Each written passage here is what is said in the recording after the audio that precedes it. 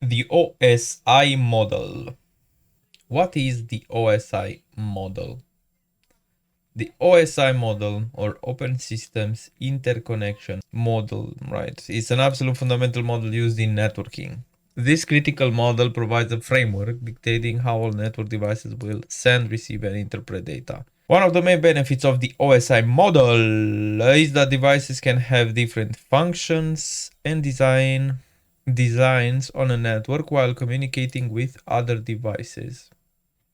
Data sent across a network that follows the uniformity of the OSI model can be understood by other devices. So basically, in simple terms, the OSI model is just the blueprint of a network. What happens when, for instance, you use a network, right? You request something on a network. The OSI model consists of 7 layers, there is also the TCP/IP layer. But let's see if we go there, if we have it in this room. The OSI model consists of 7 layers, which are illustrated in the diagram below. Each layer has a different set of responsibilities and is arranged from layer 7 to layer 1. At every individual layer, the data travels through, specific processes take place, and pieces of information are added to this data, which is what we'll come to discuss in the upcoming tasks within the room. However, for now, we only need to understand that this process is called encapsulation.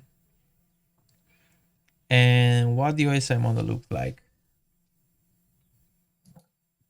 Application layer, this is the 7th layer. Presentation layer, 6, session 5, transport 4, network 3, data link 2, physical 1.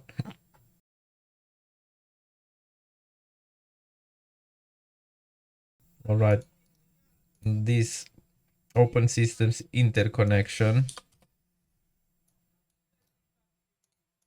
How many layers in digits does the OSI model have?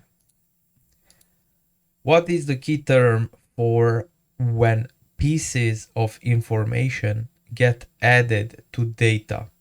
Encapsulation, what? Jesus Christ.